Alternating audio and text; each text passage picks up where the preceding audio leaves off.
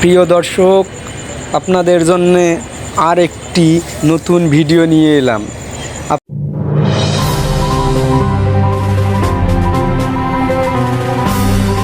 আপনারা অবশ্যই দেখতে পাচ্ছেন বা চিনতে পারছেন এই জায়গাটি কোথায়, এই ভাস্কর্যগুলো কিসের, এগুলো কেন ভেঙে পড়ে আছে।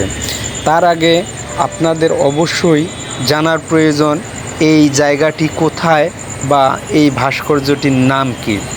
মূলত এই ভাস্কর্যটির নাম স্বাধীনতা ভাস্কর্য।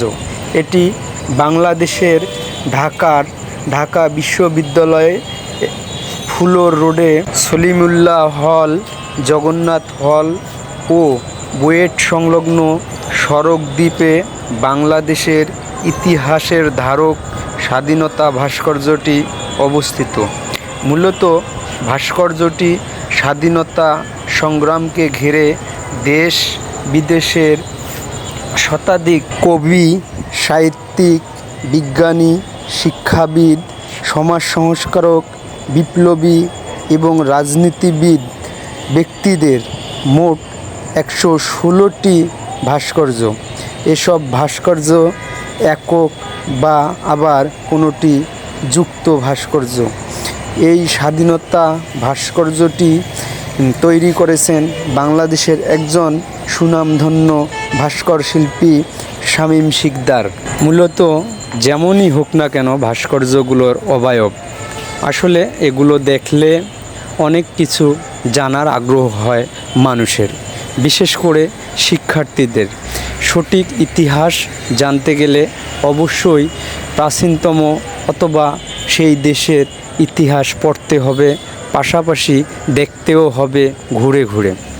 মূলত এই ভাঙ্গা ভাস্কর্যগুলো হচ্ছে বৈষম্য বিরোধী ছাত্র আন্দোলনের যে গণ অভ্যুত্থান ঘটে গত 5ই আগস্ট 2024 তারিখে, সে সময় যে সারা দেশে বিজয় উল্লাস করেছে বাংলাদেশের মানুষ, সে সময় কে বা কাহারা এই ভাস্কর্যের উপর আঘাতের পর আঘাত করে ভাস্কর্যগুলো মাটিতে ফেলে দেয়। আসলে আমরা বহুবার শুনেছি যে মানুষ মানুষের শত্রু হয়, কিন্তু আসলে এটা কেমন শত্রুতা যে ভাস্কর্যগুলোকে ভেঙে ফেলা হয়েছে।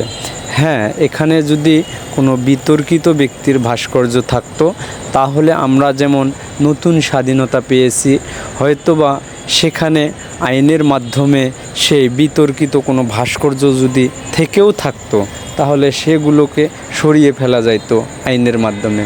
আসলে আমার জানা মতে এখানে যে স্বাধীনতা ভাস্কর্যটি আছে, এখানে সেই ভাস্কর্যের মধ্যে 71-এর মুক্তিযুদ্ধে অংশগ্রহণের পরামর্শক অথবা বিভিন্নভাবে বাংলাদেশ নামের একটি দেশ রূপান্তরিত করার জন্য যারা বাংলাদেশ নামে একটি রাষ্ট্র উপহার দেওয়ার জন্য কাজ করেছে, অক্লান্ত পরিশ্রম এবং নিজের জীবন বাজি রেখে যারা মুক্তিযুদ্ধে অংশগ্রহণ করেছে, সেই সব ব্যক্তির ভাস্কর্য এখানে জায়গা করে নিয়েছে। আসলে এগুলো দেখে দেখে আমরা অনেক কিছু জানতে পারতাম। সেই ভাস্কর্যের অবয়ব দেখে হয়তোবা অনেকের প্রশ্ন জাগতো যে এই ব্যক্তি কে, এই ব্যক্তি বাংলাদেশ নামক দেশটির জন্য কি ভূমিকা রাখছে।